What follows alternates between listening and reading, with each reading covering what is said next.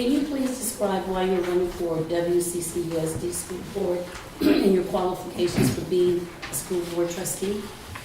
Absolutely, and good evening, everyone. Thank you for being here. I know it's late in the day, so thank you for taking the time and giving me the opportunity for this.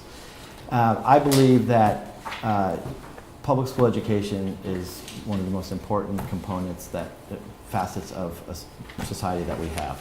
I have two daughters in West Contra Costa Public Schools in elementary school, and I believe that thriving schools are key to the success of our community and key to the success of our country at large. With that in mind, I'm running because I feel like I can add value to the school board with my leadership experience and my educational experience. And I have always thought about getting involved locally, and now is as good of a time as any to be involved locally and to add my experience to West Contra Costa School Board.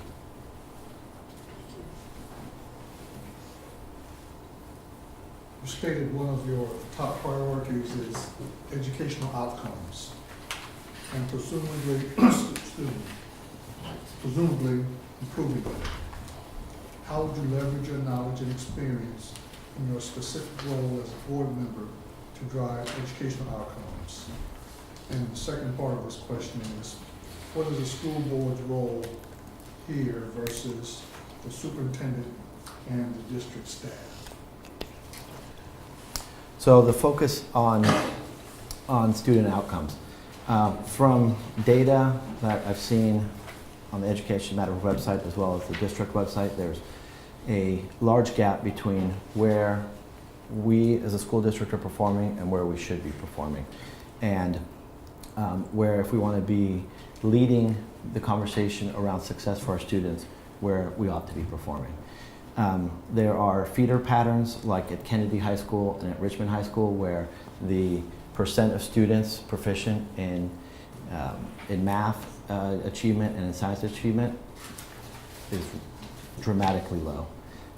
So really focusing on what's happening in the classroom, that's one area of focus, and what's happening with instructional leadership at the building level as well as the district level that supports the building leadership. So that's what I would focus on and really see what's happening in the classroom and how are we creating a culture of learning at every single school.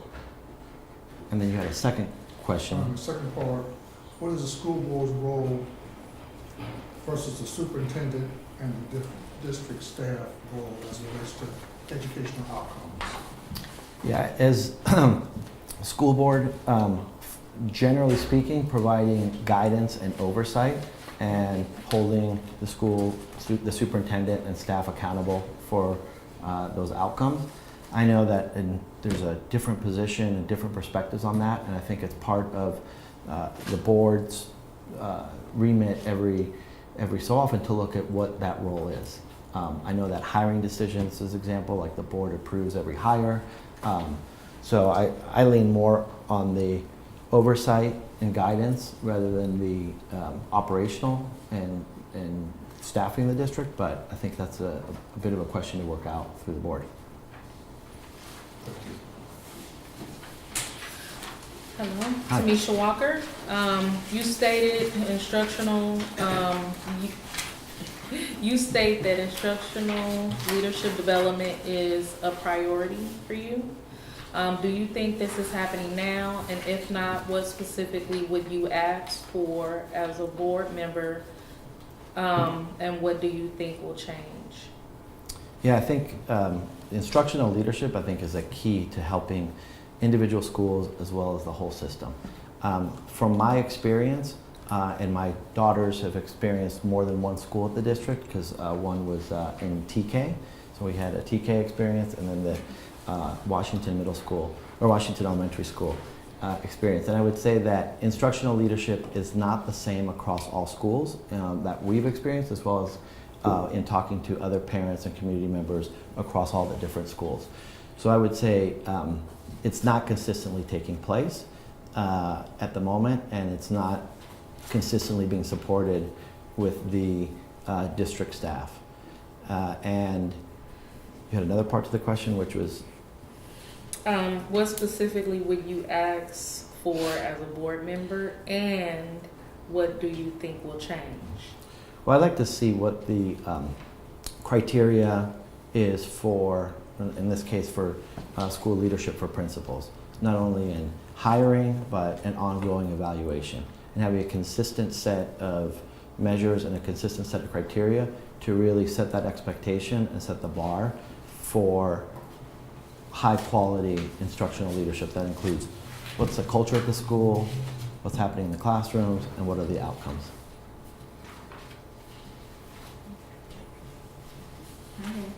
Hi. You have decades of professional experience focused on education, and you're raising kids in our schools.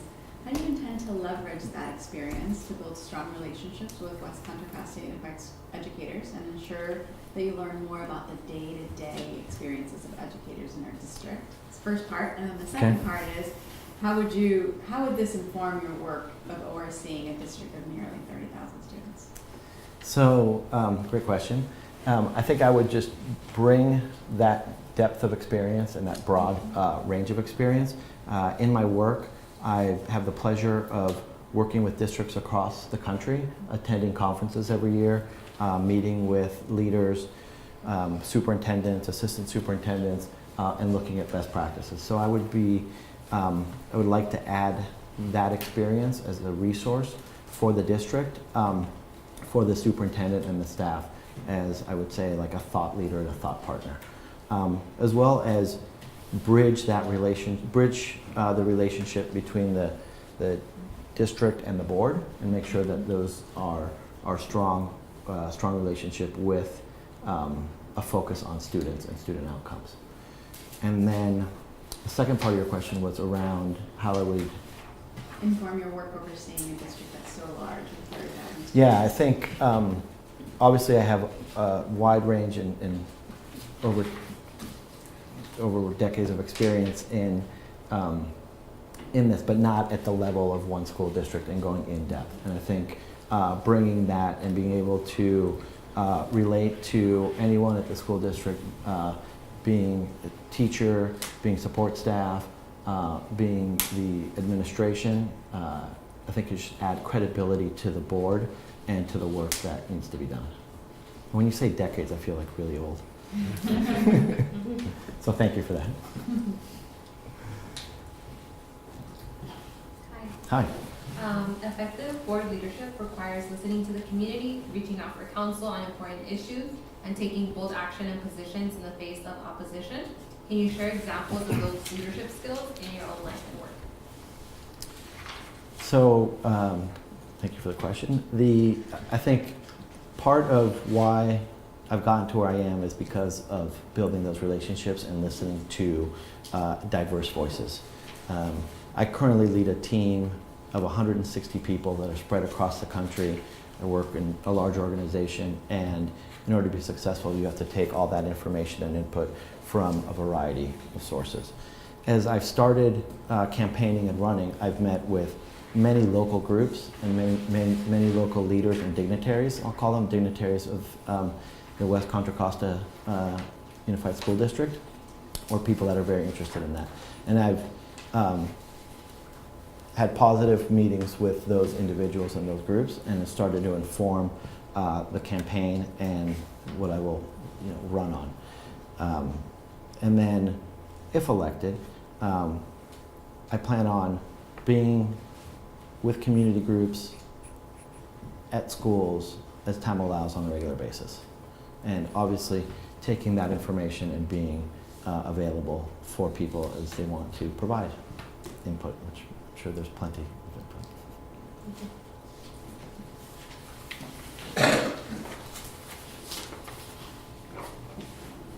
Hi. Hi. In your questionnaire responses, you stated that a number of concerns about racial and socioeconomic inequity in student achievement, especially calling out the performance of schools in Richmond High School and Kennedy High School to their parent. How do you define equity, and what actions would you take as a trustee to advance educational equity and excellence for the school district students? So, great question. I see that with and I carry this with me all the time, which is the Ed Matters data that shows performance by school. And to me, that's a good example that shows that based on socioeconomic status with free and reduced lunch and other variables, there's a wide gap between performance of students of low socioeconomic and in many cases of color.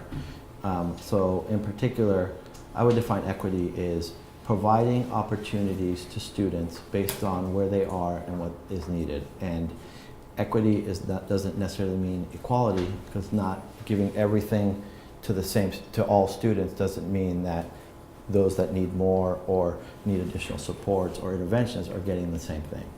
So I define equity by meeting the needs of students and families based on their needs.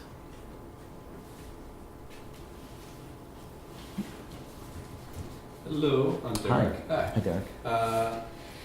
Thanks for coming.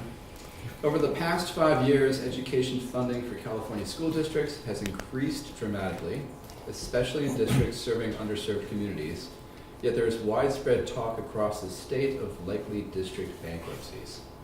So it's a multi-part question. I can go back to them if you need. What So factors? start writing these down. All right, yeah. So, what factors, in your opinion, generate these fears? 1. Okay. 2, do you believe the district is at risk of bankruptcy? 2. 3, if so, what can we do to avoid it?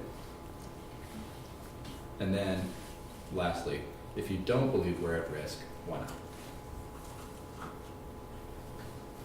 So, thank you for the multi-part question. So,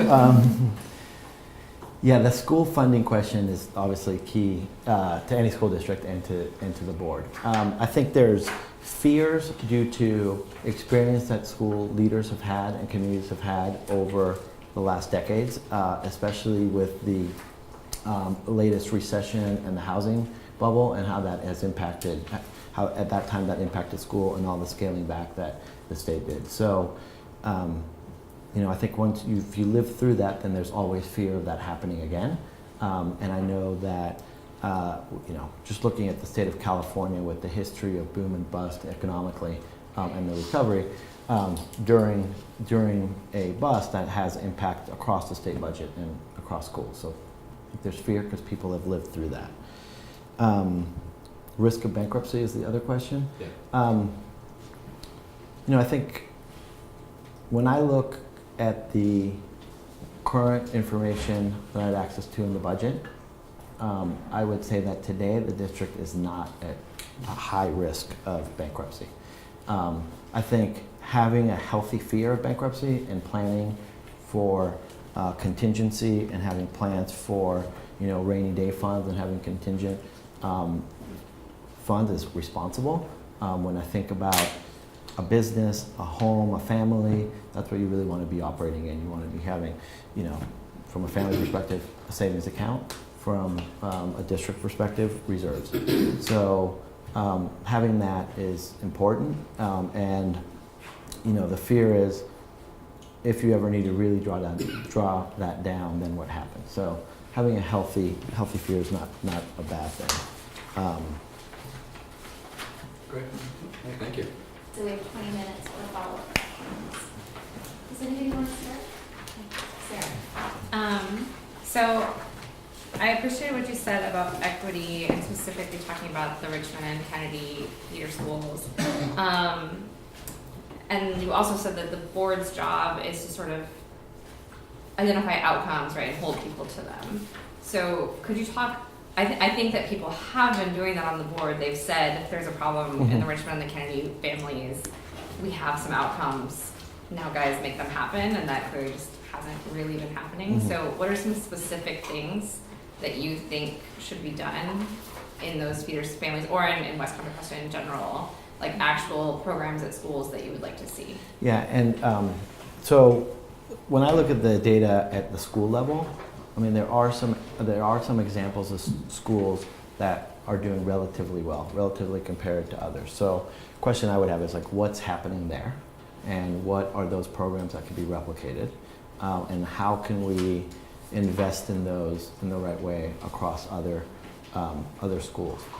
When I look at, from a personal experience at Washington, there's like, that's a good example of two schools in one, where we have the dual immersion students, where my daughters attend, and then the traditional.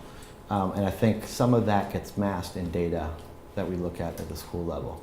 So I'd like to also unpack the data, looking at subgroups and programs within schools to see what really is the area of focus, and then invest in the right interventions, considering research-based practices, both for tools for the students, but as importantly for the educators.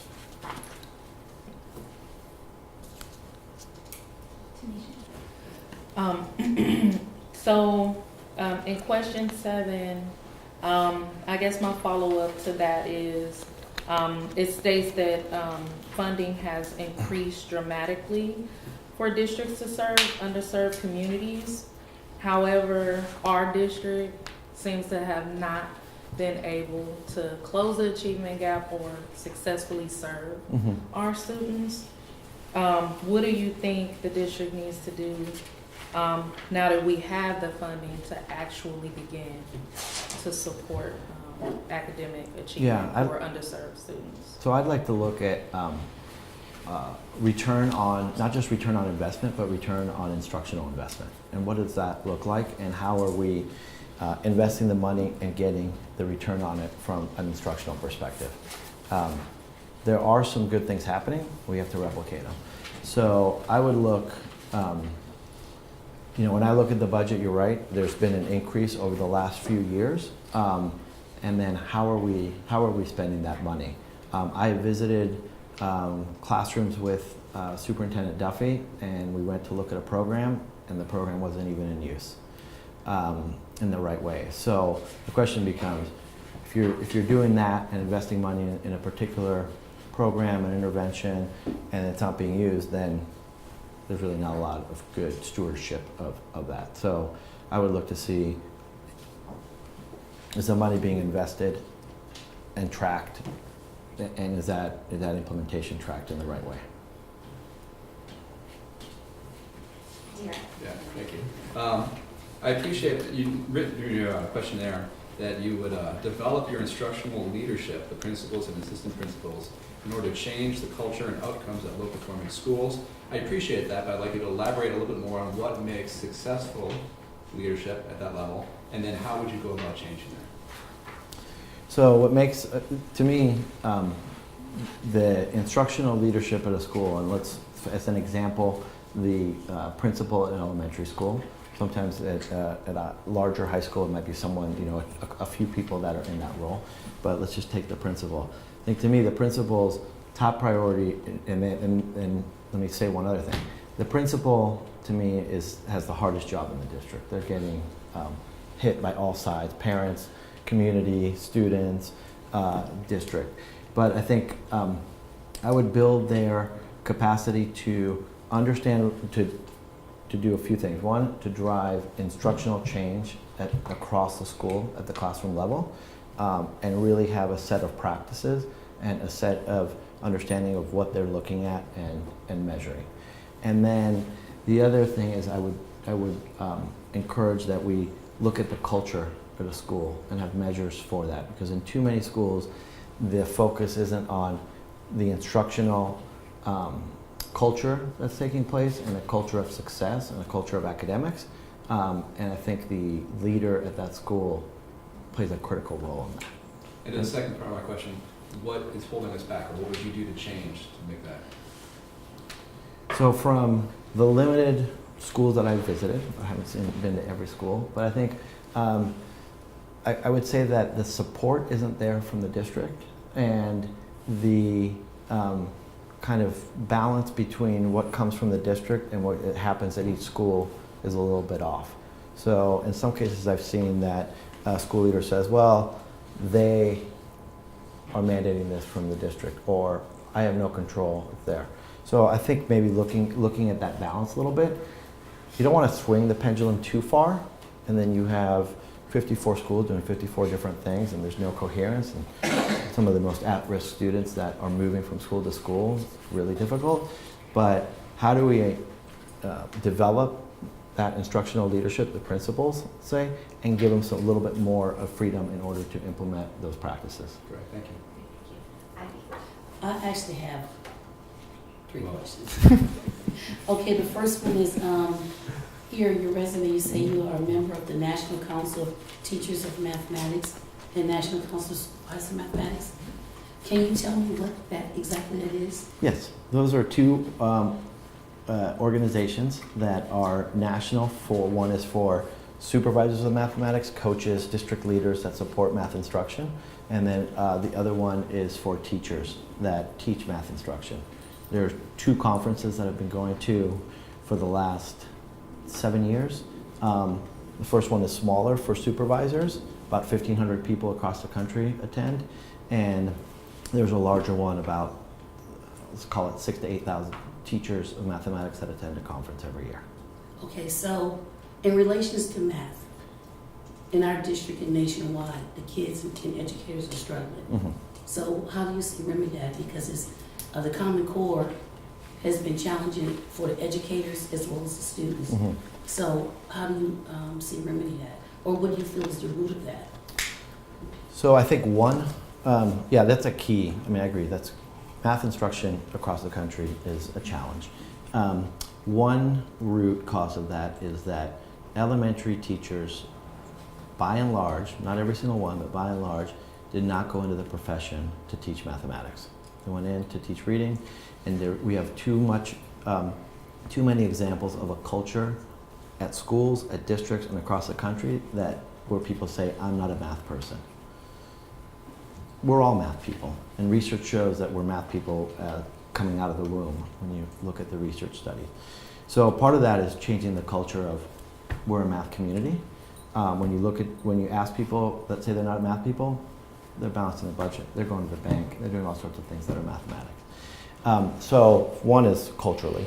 And then second, I think, is investing in professional development that supports, that allow teachers to learn and have an understanding of mathematics.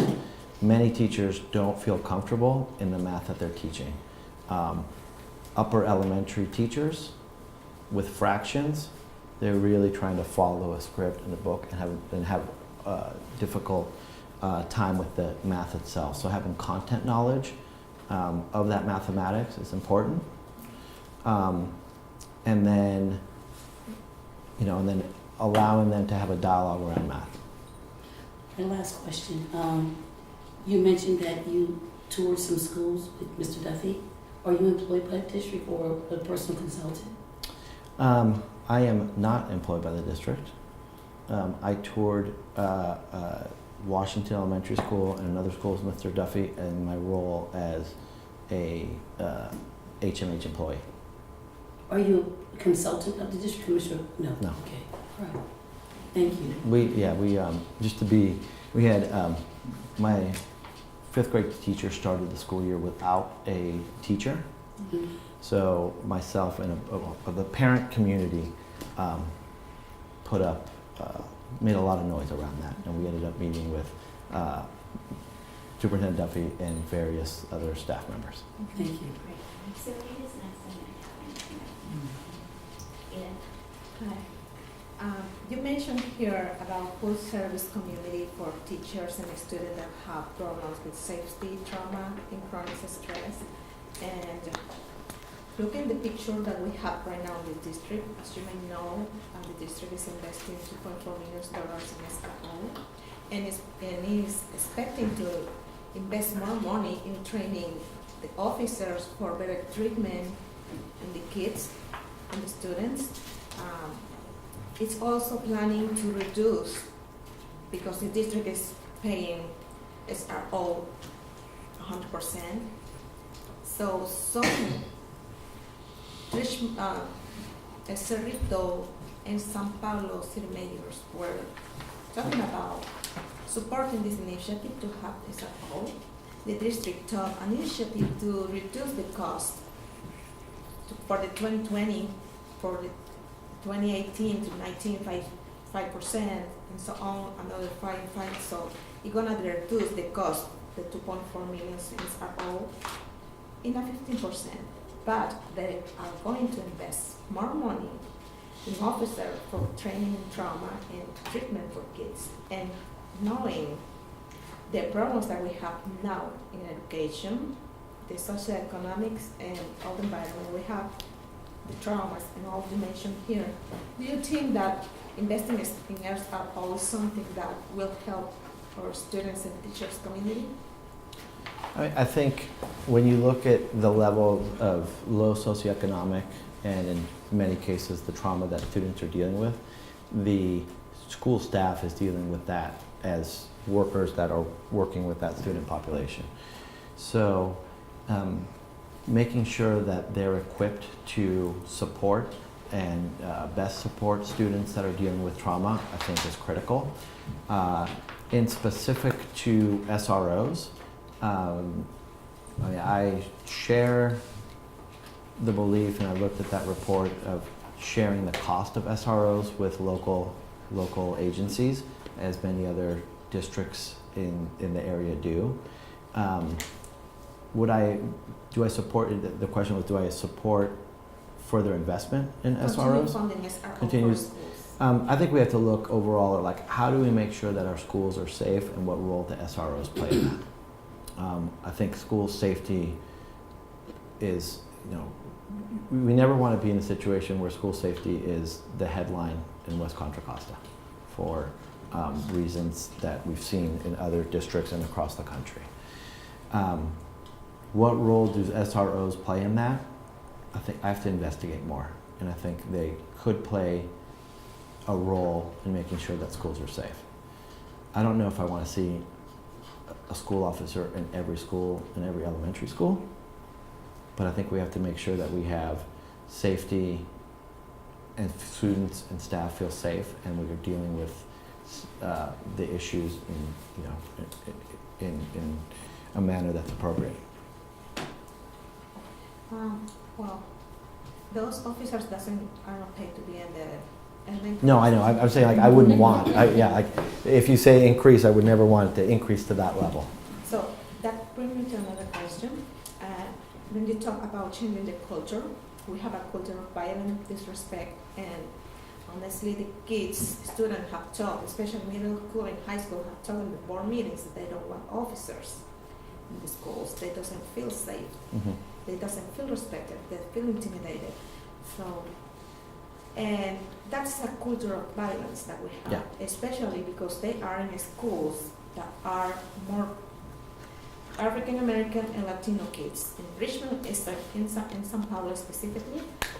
So, how do you think that we can change the culture in the district and bring that leadership in principles in that way, that how the district see kids with problems instead of give some support for them? As you mentioned here, in full service community, providing services in different parts of the community. Thank you. Instead, Why don't you answer that question so you can yeah. So, I'm making sure I got the question, which is, what's the role of us? How can we change that culture if we have a culture? Yeah, I'd be. Violence still. I think I would support looking at different models. If we take the SR, I would consider taking SROs or decreasing SROs in certain scenarios and looking at other options. But I'd have to look at data to make sure that, like what role are they serving? And if we're getting that information from the community, from the school community, then the question I would ask is like, what needs to change in order to not have an SRO, but have a culture of safety and students being able to attend school and not have, the issues that require that made the decision to become, to go to SRO model. Not every school in low socioeconomic scenarios has an SRO. I've been to them, and the question then becomes like, what are they doing that's different? Mm-hmm. And there are practices that we find out and bring that in. Thanks. The district spends a lot of money on consultants, and we have many of them, initiatives, lots of programs as well. I'm wondering, based on your experience being in schools, talking to leaders and teachers, what's one program that you find promising and one that you believe needs to be eliminated? Well, I think too often districts are initiative happy, and in order to achieve sustained results and to change the results, I look at you need to have to stay the course and to implement well as intended and in a way that works for the district. So I look at Roadmap 2022 with the lofty goals. I call them the 80% goals. We're far from that, right? And in order to get there, if you have an initiative or two today, an initiative or two next year, an initiative or two the year after that, you're really not going to get anywhere. It's really figuring out the key ones that make sense and making sure they're being implemented well. Have you seen one that you feel like is meeting that criteria? Yeah, there's a lot of research-based in the district or at large. District, no. Or maybe there aren't any that you've seen. I know that the district uses interventions. I know the district uses Read 180 as an intervention program, but the implementation of it is not consistent. So I would say that I would venture to guess that there's a lot of different interventions or supports that are not being implemented consistently across the board. And then in that same light, is there one that you feel like just needs to be eliminated? I'd have to look more into that, and what I would look at is the return on instructional investment. And I think getting to that place of focus, that doesn't mean that there's only one, but less, and having really deep understanding and support for it would be what I would recommend. Scotty? Yes, first question, in terms of your work with group Mifflin, how would you abstain from voting on instructional materials that has to do with the company, in terms of your being on the board? Yeah, I would recuse myself. I mean, I think it's a very simple, thank you for a very good question. That's a very simple answer. I would recuse myself of that, and I would be above board in, I've already been above board with my company and above board with anyone that I've talked to about the campaign and the candidacy, that I would just recuse myself from any decision that To do with that company. Okay, and the other thing, you said you had one or two kids at Washington and TK. There's been a lot of discussion right now in terms of going to trustee areas and feeder school patterns, and you mentioned the Kennedy feeder school pattern. And Washington is in a pattern where it bypasses Kennedy and all of the other, the middle schools, and goes straight into El Cerrito. Only Right. half of it does.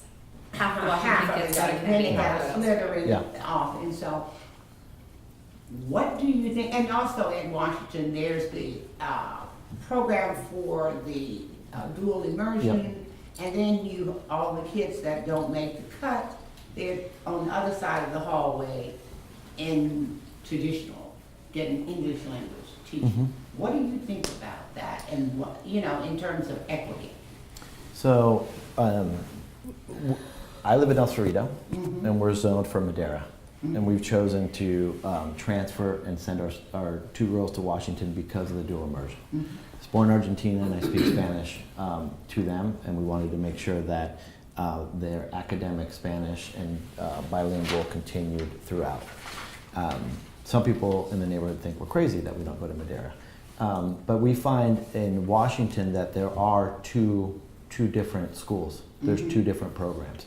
I don't think it's that students don't make the cut. You have to choose to go to the dual immersion program. So when you register, you choose one or the other. And I think too often more local students are choosing the traditional track, and I don't know why. It might be misinformation, it might be lack of recruit. I don't know exactly why. Because there's a lot of students that come in from outside the area and transfer in. I don't think having two, from my experience, having two programs at that school makes sense. And my daughter is going into first grade. Last year in kindergarten, it was the first year where there was no traditional. It's all dual immersion. So those two programs are becoming one program. So that problem is going away. We hope. Because there's going to be one, there's not going to be two. So there might be other problems. And then as far as my time is up. Talk to Yeah. Time for one more question. Actually, I would love to hear you finish Scotty's question. Well, I think as far as, I think the follow-up was the feeder pattern. So, in terms of equity. yeah, because we live in El Cerrito, at a personal level, I assume that everyone went to, from Washington went to, so I wasn't aware of that. So I guess it's based on zip code. And then I would say that the system has been set up where you definitely have two paths, and I would bring up the equity question. I think that's a really good question of why some of the students are going here and some are going there. So I would say it's not, yeah, that's a really good equity question to I explore guess further. Sarah has one small follow-up question related to this. This is the last question. It's just something I wouldn't want you to leave without addressing, because Yeah. I think it's sort of at the root of all of this. So you live in El Cerrito, you have students at Washington. What would be your plan as a board member to get to know the rest of the districts and the other schools? Visit. I would be, whenever possible, I would be visiting schools. Yeah, and I look forward to that. I visit schools across the country, and visiting more locally is a wonderful opportunity.